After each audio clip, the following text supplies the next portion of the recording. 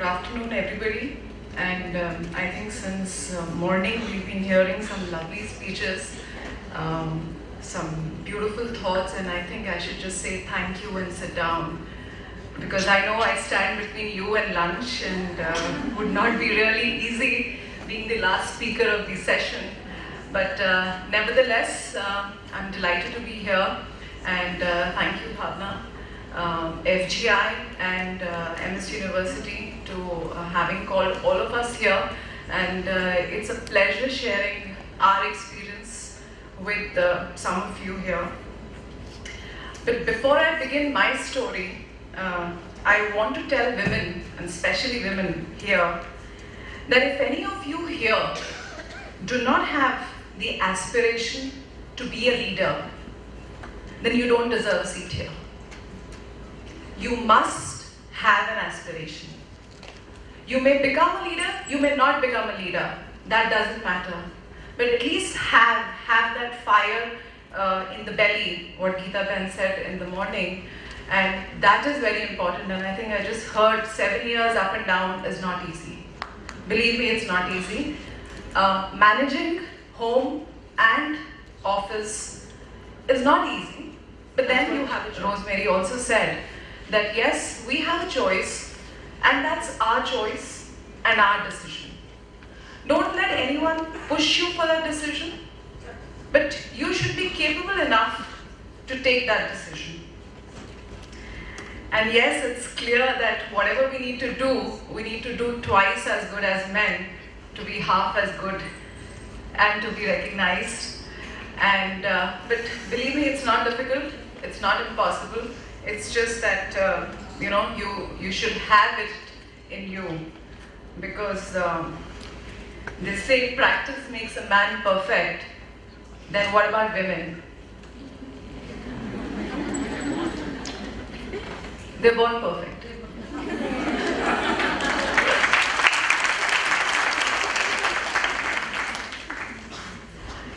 When I started my journey 16 years back as a trainee, and we didn't have a lot of privileges of campus placements at that point in time, and I got a job. I was very happy. At least I got selected, and then I got to know that the colleagues, my male colleagues, were given a better salary.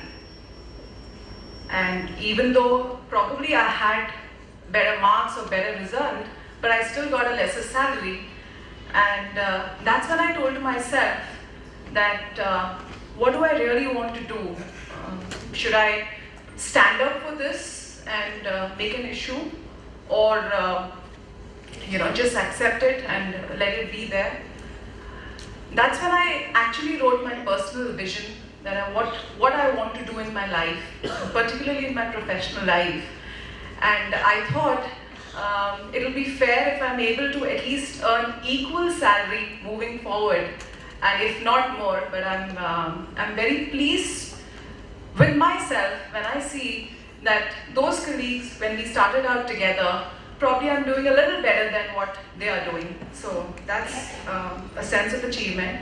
But yes, for that, I had a dream, and that's what the power of dreams makes a difference. And in fact, at Zydus, our corporate movie is also inspired by Martin Luther King's speech. And we say at Zydus that we have a dream and we want to become a $3 billion company. And the HR motto there says, we build people to build our business. And I'm very happy to share with you that we are the fastest growing Indian organization, not only in India but also overseas, with a 25% CAGR growth. And in our own way, we are making the difference in the healthcare industry. Of the 16 years that I've spent working, 13 have been in pharmaceuticals. And that too in an HR field, which was earlier a male-dominated field. Now we've seen the ratios changing. We used to have the concept of the personal manager and the IR manager, but today, yes, we see more women in this role. And I think when we go to universities for campus placement, and I heard what Professor Yogesh Singh mentioned in the morning, that the ratio of women are changing, and are changing in different subjects. So that's something very, very important to see, and which is noteworthy. I had a similar experience in my professional life. At Zydus, we were an Indian-dominated organization. We are today India's 5th largest pharmaceutical company. And I'm talking to you way back in 2005, when we were looking at global business and moving forward. At that point in time, the global business was contributing to about 10% of our total revenues. And moving forward, the scenario was going to change. And today, we have our revenues more than 50% coming in from global markets, while we continue to remain leaders in Indian market as well.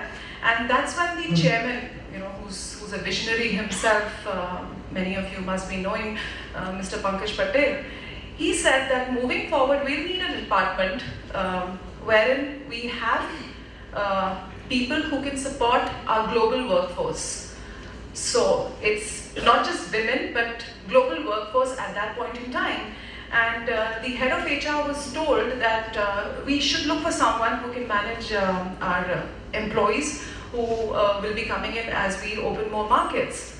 And the head of HR came back to the department, and there was a small meeting, and unfortunately I was the single woman in that meeting at that point in time. And he said that we have an option either to look for someone internally or externally to manage this change moving forward. And so think about it, and we'll convene again. I went back home and I spoke to my husband that this is this opportunity which has come, and what do you think? And he said, why don't you apply? That was the support that I got from my family. I went back next day, told my boss that I want to apply for this opportunity, and he obviously looked shocked. And the first thing he says, do you know that you'll have to travel a lot? Because it's not just you'll be sitting here and managing office, but you'll be away from your family. And I was lucky, not 1 year. I was sent on a 3 weeks training, of course after the selection, interview, all of that. And they found me worthy of giving this opportunity. And I was sent on a 3 weeks training, had a 3-year daughter at home, but had my own share of guilt pangs. But I think the support that your family gives is extremely important in whatever you pursue.